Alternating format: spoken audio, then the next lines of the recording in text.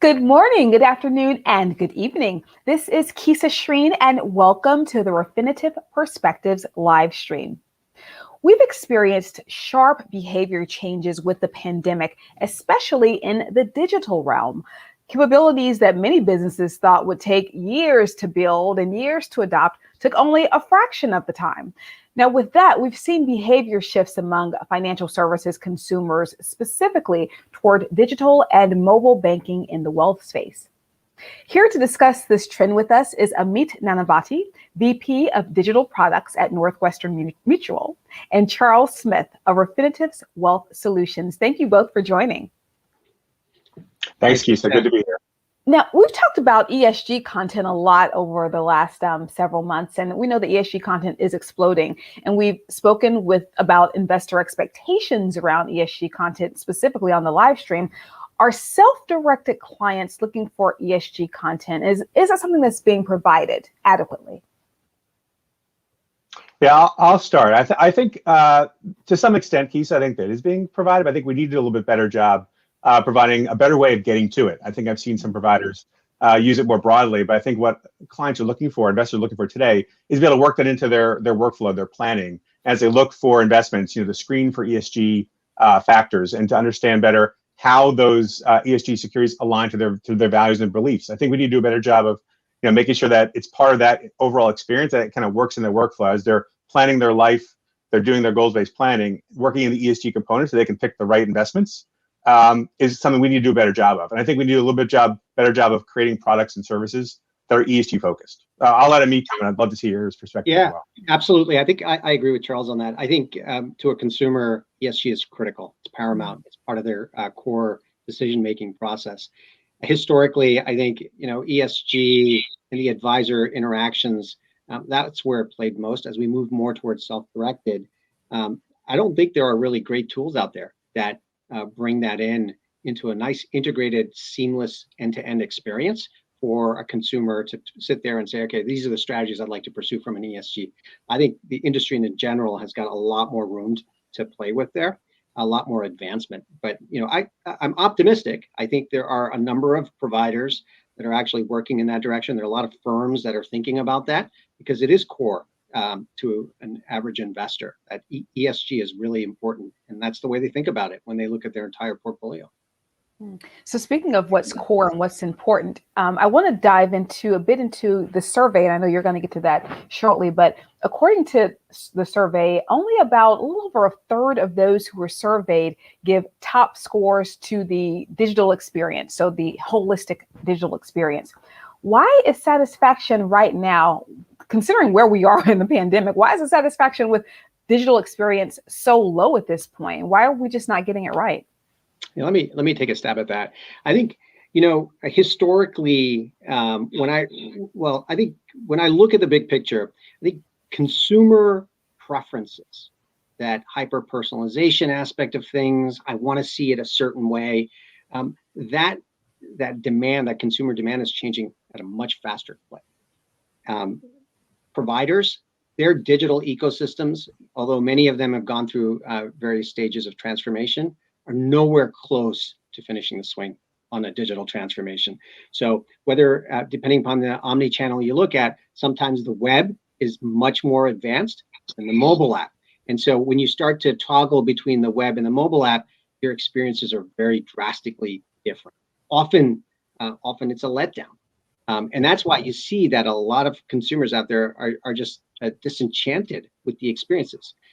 In addition to that, the large wealth management firms are competing with the Betterments, the Wealthfronts of the world, who are very digitized. They started from a more advanced digital footprint than your traditional wealth providers that had legacy, and in turning over that legacy infrastructure and making it much more digital takes years, takes tons of investment. And so that's why you see that gap, and not really surprising that investors give us low marks in general. I know at Northwestern Mutual, that's something that we are really laser focused at. We realize that our market segments, it spans anywhere from Gen Z to baby boomers. And as you get to the baby boomers and even the Gen X's, they're probably a lot less finicky. Millennials and the Gen Zers, they're hyper finicky. They want to be able to see everything on their mobile app or their web just like that. They want to see all the details. They want it to be personalized to what they're interested in, not what their peers might be interested in. And so from that perspective, it's not surprising that we get low cars. Yeah. So Charles, would love to hear from you. I'm not going to be defensive on that, but shouldn't we be hyper finicky? Like, what's wrong with that, Charles? What do you think? No, absolutely. I think you mentioned the survey, Keesa. It's a survey we did with Aon. We just released it around trends in digital data during the COVID-19 pandemic, and I think we drill into some of the data that Amit's talking about. Right, you'll see that they were somewhat satisfied with the online experiences. And then to Amit's point, those run a little bit longer. People have been focusing on them for quite a while. But it's really the mobile experiences that really are lagging. And I think a lot of the investors today, they look at not just even at Betterment and Wealth and some of the newer startups in wealth. They're looking at all the other digital experiences they have together, right? It's looking at Netflix and Amazon. And again, the experience they get there is very hyper-personalized. It's customized to them. It's new, it's modern, it's fresh. It's easy to get information within 1 or 2 clicks. And I think some of the providers out there are trying to get to that point. But when investors, especially the millennials and the Gen Zs, look at it, they're comparing their TikTok and Instagram and Facebook and other experiences to their legacy wealth providers, and they're not getting the same experience. It's slower. It's not as digital. It doesn't provide as much data. I think that's what we're saying in our survey. Says you need to be more mobile. You need to be better equipped to provide the right data at the right time. I think that's going to change the game a little bit. For some of these legacy providers who are providing the broader online web experience, they're not focusing yet enough on the mobile and the digital experiences. I think are the ones that these younger investors are looking for. So we talked about what folks are looking for and what we might not be getting right in this space. Let's look at the flip side. Which ingredients are needed to really create the right experience? So we already said, we can't compare these legacy wealth management platforms to a TikTok. But if we take that out of the equation, what other ingredients do you feel are just really important to see loyalty, to see an increase in loyalty toward wealth managers? Yeah, I'll take a couple and I'll let me talk about a few. One is definitely, you talked about it, right? Personalization, right? When I log into my experience, whether it be mobile or online, I want to be able to get my holdings, my investments, and my news that's related to all that. Any impact to my portfolio, I want to get that in one dashboard. I want to see it right away. I don't have to go drill into it. I don't want to need to go in and go find it somewhere, right? That's definitely important. And I think that's a critical one. I mean, what are your thoughts? Yeah, it's interesting. So we at Northwestern Mutual, it's not just wealth, but we also do insurance, right? And so we look at it from a slightly different perspective. We look at it from a life event relevancy perspective. And so we break our world up into different journeys. Everything from a free client when you're thinking about Northwestern Mutual to creating a plan, because we all need to have a plan, a financial wellness plan that we can execute to. Then we think about it in terms of purchasing, the first time you buy a product, the purchase journey and enrollment. Then you talk about bonding. This is where we collaborate. This is where we form those core ties that in wealth, it can be fairly transient, but on the insurance side, you buy a policy, you're going to have that policy for 20, 30, 40 years. And so the interactions may not be as frequent as on the wealth side. So creating that bonding and ecosystem is really important. Building those relationships. And then lastly, it's the promote.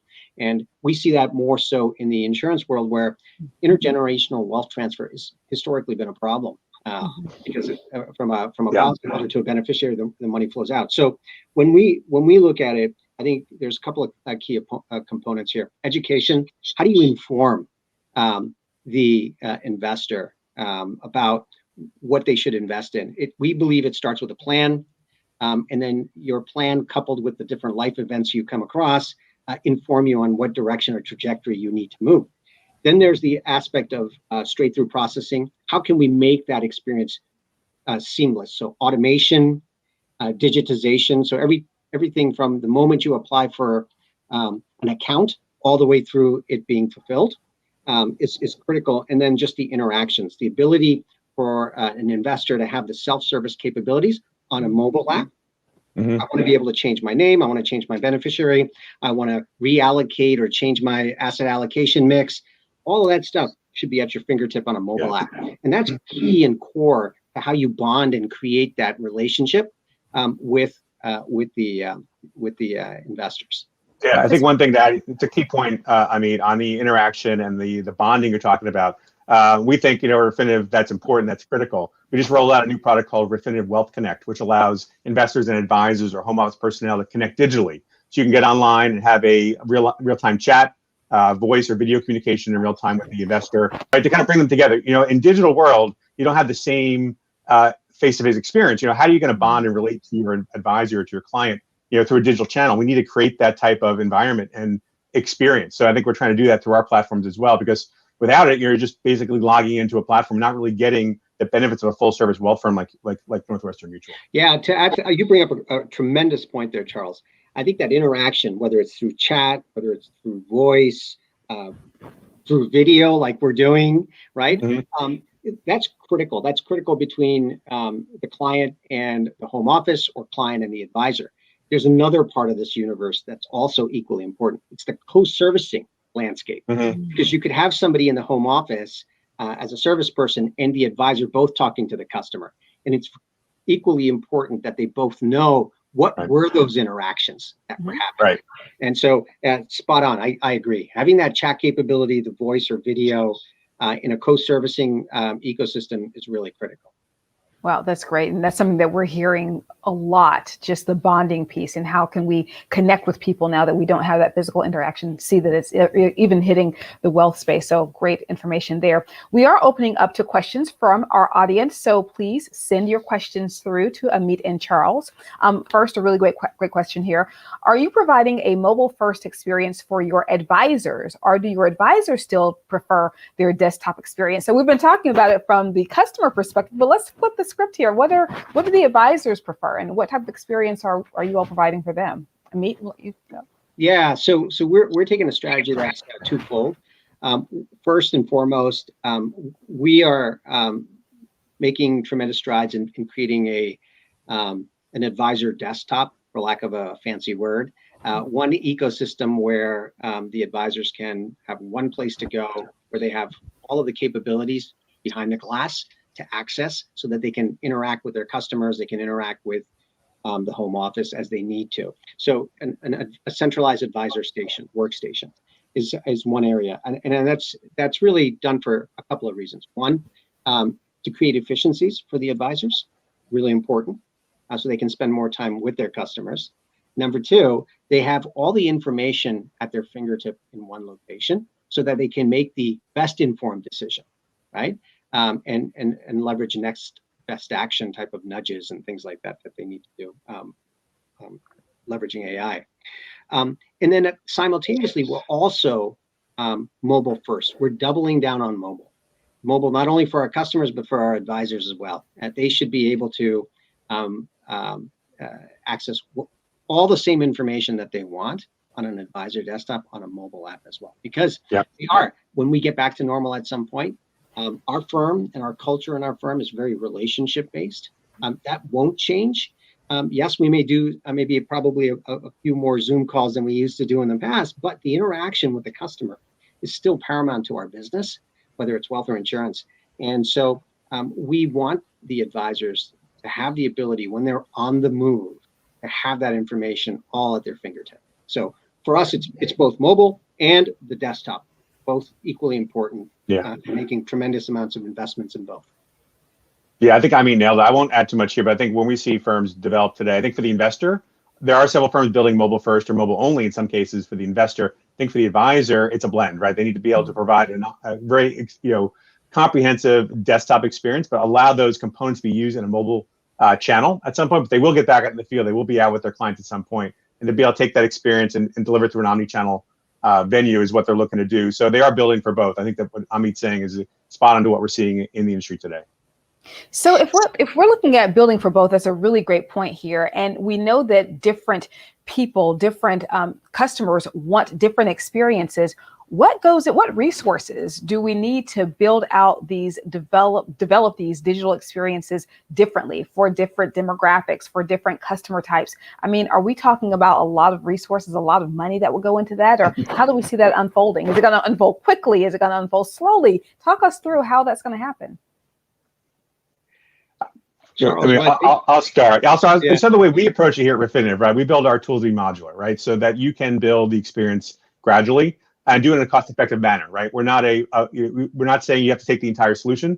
We build components and widgets you can take pieces and use as part of your existing experience. Some firms take the entire experience. It really depends on where you are in your life cycle of developing your platforms, right? So the tools are all there. We provide obviously a lot of the content. We deliver that through APIs. If you want to build the entire thing yourself, that's perfectly fine. If you want to take some of our components and drop in, HTML5 widgets into your experience, we can do that too. And then finally, if you do need a full solution, whether it be an online advisor desktop or a client digital mobile experience, we can do that as well through the full framework. So really, we'll meet you where you need to be, where you need to go, right? So it's cost effective, and I think we try and be conscious of the fact that no one's going to want to spend a lot of money in this environment, right? They want to make sure they can do it effectively, in line with the budget, and have a positive ROI. So we're trying to keep that in the back of our minds. We design our solutions. I wish I could agree with Charles and say that we were also building like Lego blocks, but unfortunately we don't have the same situation. Most of our modern stuff that we're building is definitely micro apps and microservices, and that's the way of the future. That allows you to get the right scalability and move at the speed that you need. But unfortunately, being a firm that's 160 years old, we do have some legacy things that are pretty big to move. It takes a lot of effort, people, and conviction to move in the right direction. So, what we find is that it's a little bit of both. One thing that's consistent: the pace at which we have to change is not changing; it's actually increasing because our advisors and our customers are demanding. Okay, they're demanding us to be as nimble and as fast as the fintech startups. Okay, that expectation has not changed. And so when our customers come back and say, "Hey, well, I was playing with, so and so, let's say Personal Capital, for example, and they can do this, and why can't you do that?" Right? And they're expecting that to happen right away. And so there's a lot of pressure on us to make those changes, move at that type of a pace. But we have a pretty complicated ecosystem. We have new modular solutions that we can do that and change very quickly. But we do have monolithic solutions where we just it takes time to re-engineer some of those things and to move them to where we need to move. So there's no easy answer. Transformation is something that we've doubled down on. It's something that we've very strategically analyzed and decided, what areas are most important to our customers, most important to our business, and most important to our advisors to move the needle forward. And so I see it as a multi-year effort on many of the things that we do at Northwestern Mutual. And it's got to be thoughtfully done so that you're not disrupting your existing customer base and your experience for that matter. Sure. And it looks like from this question, the audience is really interested in this. So the question is, what are some of the barriers in bringing investment data and research to mobile? So in other words, technology sharing between stacks or teams, design thinking, licenses, or these resonate, and what are some of the other barriers? And Amit, if you want to kick things off and start with you. Yeah, sure. Let me take a stab at that. In terms of sharing between different technology teams and stacks and design thinking. So let's start with design thinking for one. So it's a term that's often thrown around quite a bit, liberally for that matter. But design thinking is it's just imagine asking someone to think in a different way. Not everybody is experienced in design thinking. It's almost like a cultural transformation that sometimes an organization has to go through. And so we do apply design thinking. It's taken us a bit of time to embrace that and to move forward in that. And with any of these, whether it's design thinking, whether it's sourcing data to share between different teams and working in an agile manner, the initial step is really hard. because you just have to, it's a cultural evolution that you have to take. But I think once you have the processes in place, and we've been through that, we work in a very unique way. It's not, true safe or Spotify. We have our own hybrid agile methodology that allows us to work in a unique way for Northwestern Mutual to be fast. And so once you have that operating structure in place, irrespective of whatever technology stacks you have or design thinking or methodologies you use, it's a lot easier. We find that a lot easier. If you asked me 5 years ago, it was tough. It was really hard for us to move. But we've made tremendous progress. It's required us to inject in some talent from the outside. It's required us to upskill talent that we've had, some exceptional talent for that matter. And I think it's that sort of combination of bringing all of those ingredients together that's allowed us to be in a very nimble and agile way to move forward. I find.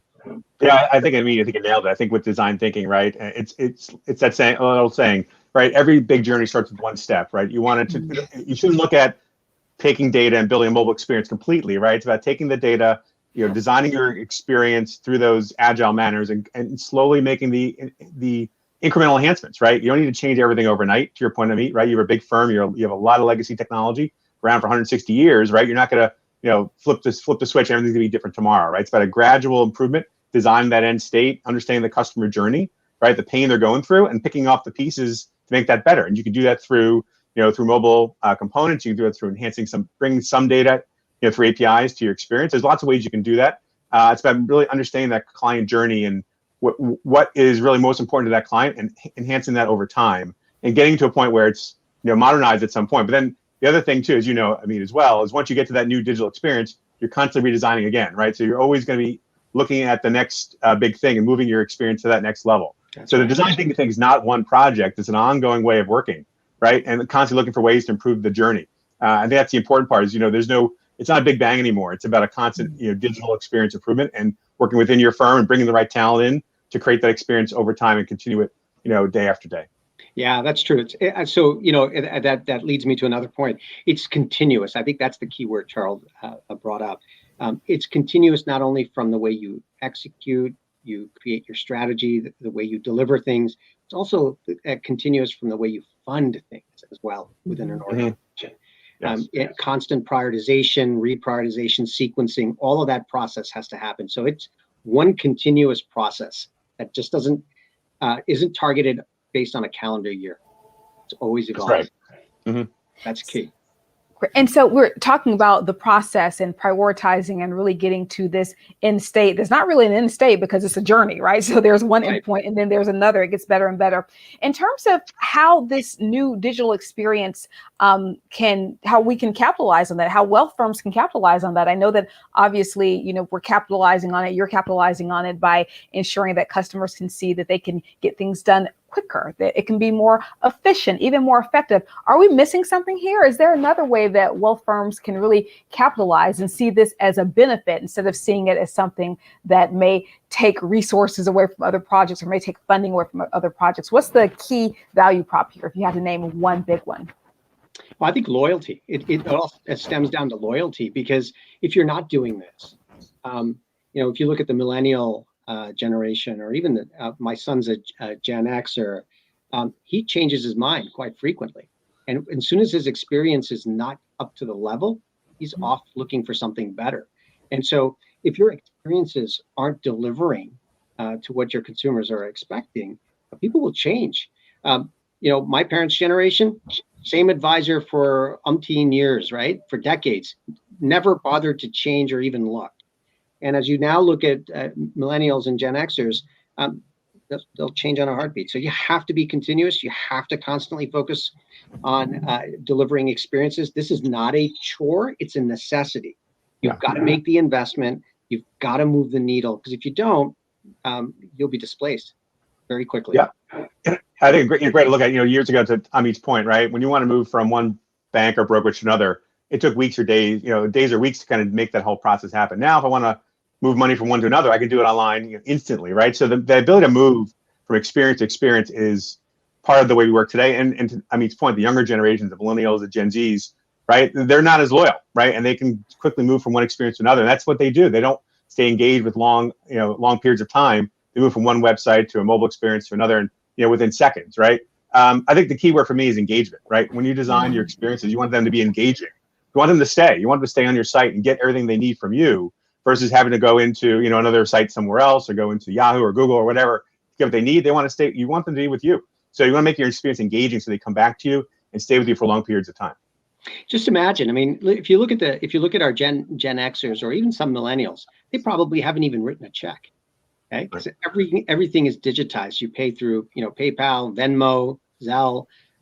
They probably haven't even been to a bank because it's a digital bank that they're using. Right. That's right. So it's just if you put it in that perspective, it's amazing how much the ecosystem has changed. Yep. Wow, great information. And we start off talking about ESG and found out that really ESG is an important part of the workflow. So picking the right investment, it's critical for decision making process, and that's something that we're talking about broadly right now. And from there, we talked a bit about what you mentioned just now. Consumer demand is changing, and it's fascinating because it's changing because technology is changing. So we're working with Amazon, we're using those sorts of tools, and we're expecting everything in our ecosystem to be in the same light, in the same way as an Amazon, as a Netflix, as a Hulu, when in reality, that might not be the case. Some firms or some applications, technologies really need to catch up. So I love the personalization piece. What do we need to progress to move things forward? Personalization, understanding how news is impacting our portfolios, getting everything in one dashboard, and particularly the piece about the insurance industry. And there's a different bonding experience there. But can that bonding experience be applied to the broader financial services industry and broader different types of products? From there, we really got into how advisors are using their tools and what they're using. So creating an efficient advisor workplace where advisors can get all of their information in one place, mobile first, as you said, Amit, for customers and for advisors. And really ending with the customer journey. So understanding that, well, it may take resources to build out to meet customers' expectations, but continuous planning, continuous strategy, continuous prioritization, these things don't stop. There's really not an endpoint, but having a successful journey is in of itself the reward for firms who get it right. So Charles, Amit, great information. Thank you so much for joining us. Keesa, thank you. Charles, yeah, thanks, Keesa. Thank you, Amit. And thank you to our audience for joining us. If you enjoyed today's episode, you can download the full report, the one we're just talking about, Advancing the Self-Directed Investor Experience, featuring the findings from a survey of over 600 self-directed investors. Download it by following the link right here in the comments or scan the QR code on screen right now. As always, let us know what you're thinking. Let us know what you'd like to see us feature, or just give us feedback. Join us on LinkedIn, YouTube, and Twitter for your broadcasts, as well as for that feedback loop. Thank you again so much for joining. I'm Keesa Schreane. Have a great day and be well.